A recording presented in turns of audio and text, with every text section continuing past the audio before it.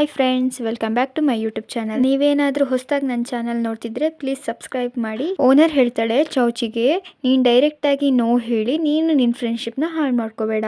ಅದಕ್ಕೆ ಚೌಚಿ ಹಾ ಅಂತ ಒಪ್ಕೊಳ್ತಾಳೆ. ಫ್ಯಾಂಗ್ ಚೌಚಿಗೆ ಆರ್ಟ್ ಎಕ್ಸಿಕ್ಯೂಷನ್ ಬಗ್ಗೆ ಸೀನಲ್ಲಿ ನಾವು ನೋಡ್ತೀವಿ.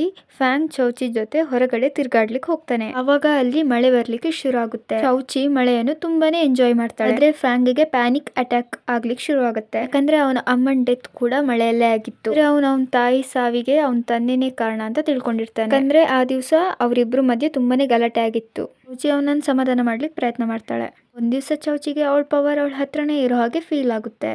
ಅವಳು ಅದನ್ನೇ ಫಾಲೋ ಮಾಡ್ಕೊಂಡು ಹೋಗ್ತಾಳೆ. ಆಗ ನೋಡ್ತಾಳೆ ಅದು ಫ್ಯಾಂಗ್ ನ ರಿಸರ್ಚ್ ಹಾಲ್ ನಲ್ಲಿ ಇರತ್ತೆ. ಲೈಟ್ ನ ಸಹಾಯದಿಂದ ಹೇಗೋ ಅವಳು ಅದ್ರೊಳಗೆ ಹೋಗ್ತಾಳೆ. ಆದ್ರೆ ಸಿಕ್ಬೀಳ್ತಾಳೆ. ಚೌಚಿ ಫ್ಯಾಂಗ್ ನ ಪ್ರಪೋಸಲ್ಗೆ ಏನೂ ರಿಪ್ಲೈ ಮಾಡಿರಲ್ಲ.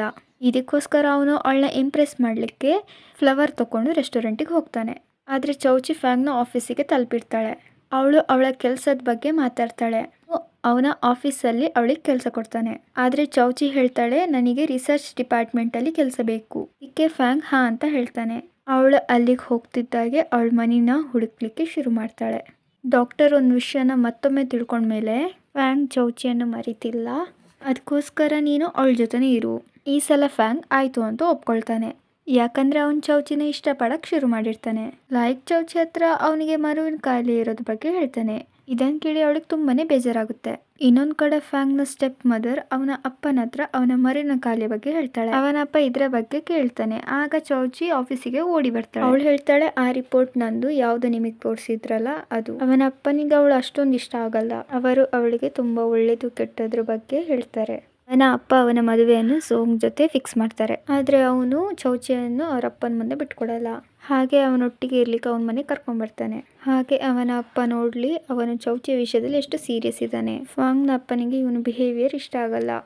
ಫ್ಯಾಂಗ್ ಚೌಚಿ ಹತ್ರ ಅವಳು ಫ್ಯಾಮಿಲಿ ಬಗ್ಗೆ ಕೇಳಿದಾಗ ಅವಳು ಹೇಳ್ತಾಳೆ, ನನಗೆ ಯಾರು ಇಲ್ಲ, ನಾನೊಬ್ಳು ಅನಾಥಳು.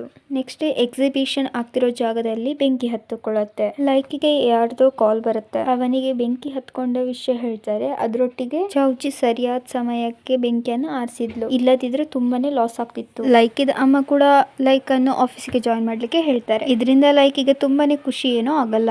ಲೈಕಿದು ಅಮ್ಮ ತುಂಬಾನೇ ಫೋರ್ಸ್ ಮಾಡಿ ರೂಮಿಗೆ ಹೇಳ್ಕೊಂಡ್ ಬರ್ತಾರೆ. ಎಕ್ಸಿಕ್ಯೂಷನ್ ಆಗಿರೋ ಜಾಗದಲ್ಲಿ ಬೆಂಕಿ ಅವಳೆ ಹಚ್ಚಿರ್ತಾಳೆ. ಯಾಕಂದ್ರೆ ಲೈಕ್ ಆಫೀಸಿಗೆ ಜಾಯಿನ್ ಆಗ್ಲಿ ಅಂತ. ಲೈಕಿಗೆ ಈ ವಿಷಯ ಕೇಳಿ ತುಂಬಾನೇ ಕೋಪ ಬರುತ್ತೆ. ಅವನ ಅಮ್ಮನಿಂದಾಗಿ ಚೌಚಿಯ ಜೀವಕ್ಕೆ ತುಂಬಾನೇ ಅಪಾಯ ಇತ್ತು.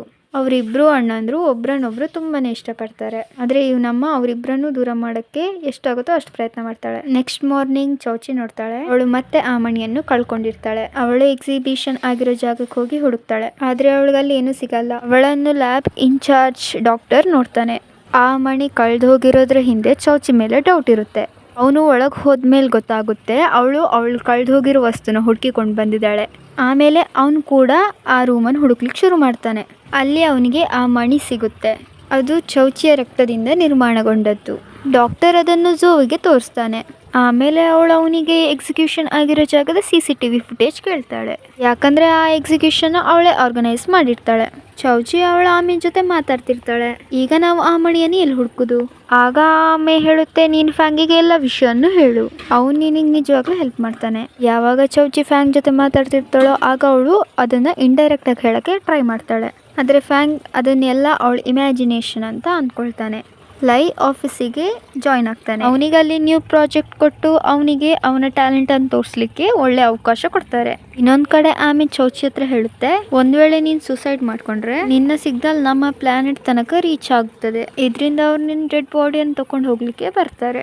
ಅವಳು ಎಲ್ಲಾ ತರನು ಈ ಸೂಸೈಡ್ ಮಾಡ್ಕೊಳಕ್ ಟ್ರೈ ಮಾಡ್ತಾಳೆ. ಆದ್ರೆ ಯಾವುದು ವರ್ಕ್ ಆಗಲ್ಲ. ಫ್ಯಾಂಗಿಗೆ ಅವಳು ಮಾಡೋ ಉಲ್ಟಾ ಸೀದಾ ಕೆಲಸಗಳೆಲ್ಲ ಗೊತ್ತಾಗುತ್ತೆ. ಇದರಿಂದ ಅವನಿಗೆ ಅವಳ ಮೇಲೆ ತುಂಬಾನೇ ಕೋಪ ಬರುತ್ತೆ. ಇದರಿಂದ ಅವನು ಕಂಪನಿಯಲ್ಲಿ ಅವಳಿಗೆ ಟಫ್ ಟಾಸ್ಕ್ ಅನ್ನು ಕೊಡ್ತಾನೆ.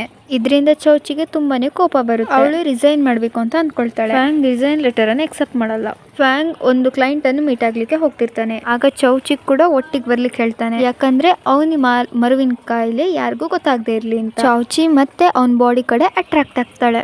ಅವನ ಬಾಡಿಯನ್ನು ಟಚ್ ಮಾಡ್ಲಿಕ್ಕೆ ಟ್ರೈ ಮಾಡ್ತಾಳೆ. ಅವನು ಅವಳನ್ನ ದೂರ ಇಡ್ಲಿಕ್ಕೆ ಟ್ರೈ ಮಾಡ್ತಾನೆ. ಯಾಕಂದ್ರೆ ಅವನು ಡ್ರೈವಿಂಗ್ ಮಾಡ್ತಿದ್ದ. ಆಗ ಅವರಿಬ್ರು ಒಂದು ಮಾಸ್ಟರ್ನ ಮನೆಗೆ ಹೋಗ್ತಾರೆ. ಅಲ್ಲಿಗೆ ಲೈಕ್ ಮೊದಲೇ ಬಂದಿದ್ದ. ಲೈಕ್ ಚೌಚಿಯನ್ನು ಕರ್ಕೊಂಡು ಹೊರಗಡೆ ಹೋಗ್ತಾನೆ. ಇದನ್ನ ನೋಡಿ ಫ್ಯಾಂಗಿಗೆ ತುಂಬಾನೇ ಕೋಪ ಬರುತ್ತೆ. ಲೈಕ್ಗೆ ಗೊತ್ತು ಚೌಚಿ ಫ್ಯಾಂಗ್ನನ್ನು ಇಷ್ಟಪಡ್ತಾಳೆ. ಈಗ ಹೇಳ್ತಾನೆ ಚೌಚಿ ಹತ್ರ ಫ್ಯಾಂಗ್ನನ್ನು ನೀನು ನಿನ್ನ ಕಡೆ ಅಟ್ರಾಕ್ಟ್ ಮಾಡ್ಕೋಬೇಕಂದ್ರೆ ಅವನಿಗೆ ನೀ ಜಲಸ್ ಆಗೋ ಥರ ಮಾಡಬೇಕು. ಲೈಕ್ ಚೌಚಿಗೆ ಫಾರ್ ಹೆಡ್ ಕಿಸ್ ಮಾಡ್ತಾನೆ. ಇದನ್ನು ದೂರದಿಂದ ನೋಡಿದ ಫ್ಯಾಂಗ್ ತುಂಬಾನೇ ಜಲಸ್ ಆಗಿ ಅಲ್ಲಿಂದ ಹೋಗ್ಬಿಡ್ತಾನೆ. ಚೌಚಿ ಅವನ್ ಬೆನ್ ಹಿಂದೆನೆ ಹೋಗ್ತಾಳೆ. ಆದ್ರೆ ಅವಳಿಗೆ ಅವಳ ಆರೋಗ್ಯ ಹಾಳಾಗ್ತಾ ಹೋಗುತ್ತೆ. ಇನ್ನು ಸಬ್ಸ್ಕ್ರೈಬ್ ಮಾಡಿದವರು ಸಬ್ಸ್ಕ್ರೈಬ್ ಮಾಡಿ. Thank you.